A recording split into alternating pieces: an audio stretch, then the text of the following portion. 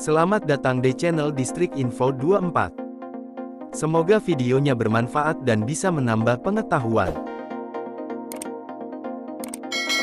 Jangan lupa buat subscribe, like, dan komen.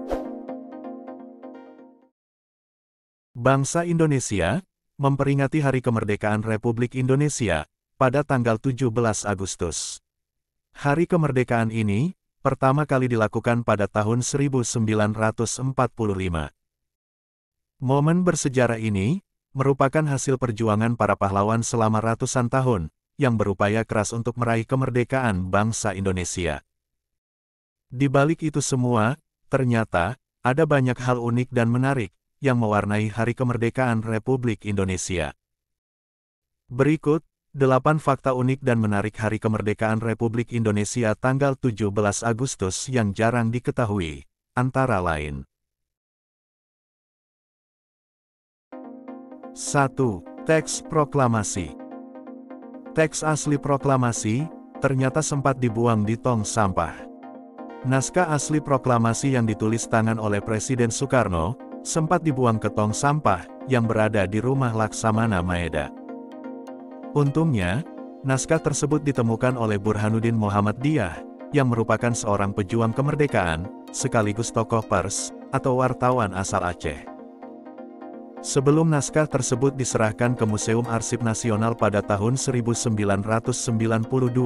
Burhanuddin Muhammad Diyah telah menyimpannya selama 47 tahun. 2. Dokumentasi proklamasi. Hasil dokumentasi selama proklamasi kemerdekaan Republik Indonesia ternyata nyaris disita oleh Jepang.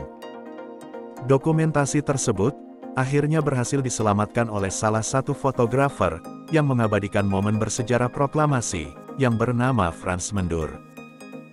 Hasil rekaman proklamasi tersebut ditanam oleh Frans Mendur tepat di bawah pohon yang berada di kantor harian Asia Raja. Hal ini dilakukan supaya hasil dokumentasi tersebut tidak ditemukan oleh pihak Jepang. Selang beberapa waktu kemudian, tentara Jepang meminta negatif film dokumentasi proklamasi, namun, Frans berkata bahwa dia tidak memiliki dokumentasi tersebut. 3. Suara pembacaan teks proklamasi. Suara pembacaan teks proklamasi yang dibacakan oleh Presiden Soekarno ternyata direkam ulang. Oleh karena itu, rekaman teks proklamasi suara Soekarno yang biasa kita dengar merupakan hasil rekaman ulang. Hal ini karena ketika hari kemerdekaan tanggal 17 Agustus tahun 1945, teknologi belum begitu canggih, sehingga belum bisa merekam video dengan suara. Perekaman suara asli Presiden Soekarno saat membacakan teks proklamasi baru dilakukan pada tahun 1951. Rekaman tersebut dilakukan di studio RRI, atau yang juga disebut Radio Republik Indonesia, yang berlokasi di Jalan Merdeka Barat, Jakarta Pusat. Rekaman ini dilakukan atas ide dari satu di antara pendiri RRI, yaitu Jusuf Ronodipuro. 4. Kain bendera.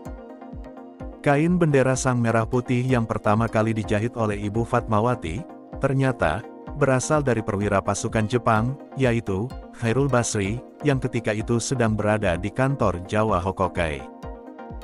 Fatmawati menjelaskan bahwa pada bulan Oktober tahun 1944, ia menerima 2 blok kain berbahan katun. 1 blok berwarna merah, sedangkan yang lain berwarna putih. Pada akhirnya, kedua blok kain tersebut dijahit oleh Fatmawati dengan rasio 2:3 antara lebar dan panjangnya.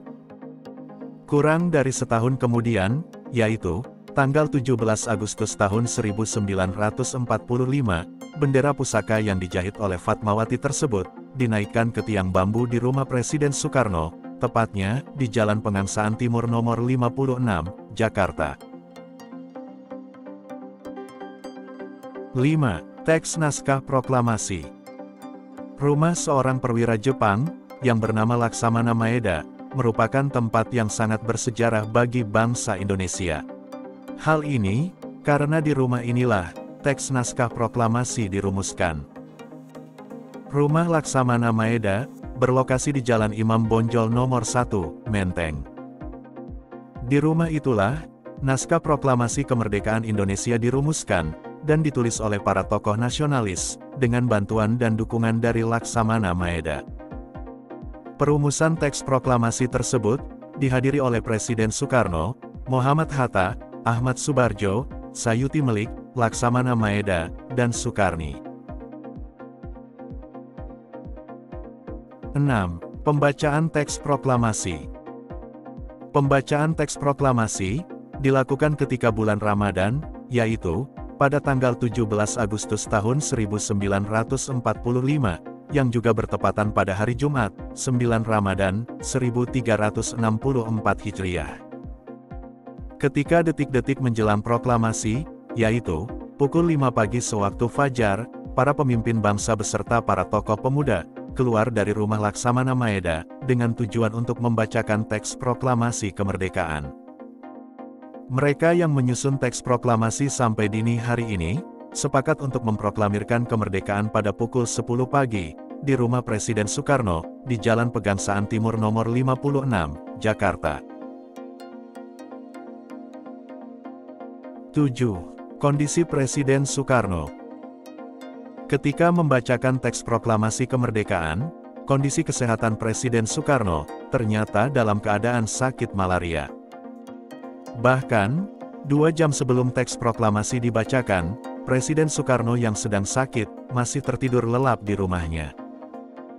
Pada saat bangun tidur, ia bahkan masih mengeluh ke dokter pribadinya tentang kondisi suhu tubuhnya yang tinggi dan badannya yang pegal-pegal akibat demam. Setelah mendapat perawatan medis, Presiden Soekarno bangun pukul 9 pagi.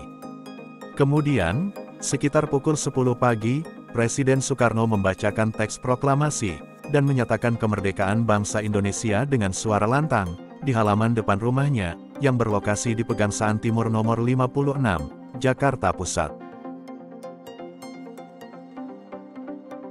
8. Upacara proklamasi yang sederhana. Upacara proklamasi tersebut dilakukan secara sederhana. Hal ini mengingat terbatasnya waktu untuk mempersiapkan persiapan acara proklamasi kemerdekaan Indonesia. Kesederhanaan upacara tersebut juga terlihat pada tiang bendera yang terbuat dari bambu. Alasannya adalah persiapan kemerdekaan Indonesia yang tidak terduga, sehingga minim persiapan. Saat itu, bendera dinaikkan pada tiang bambu, yang digunakan dengan cara diberi tali, dan ditanam beberapa langkah saja dari teras rumah. Pengibaran bendera tersebut dilakukan oleh Paskibraka, yang dipimpin oleh Kapten Latif Hendraningrat.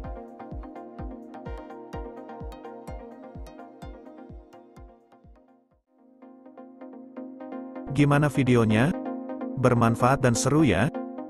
Jangan lupa buat nonton video yang lainnya. Hanya di channel Distrik Info 24. Sampai jumpa lagi.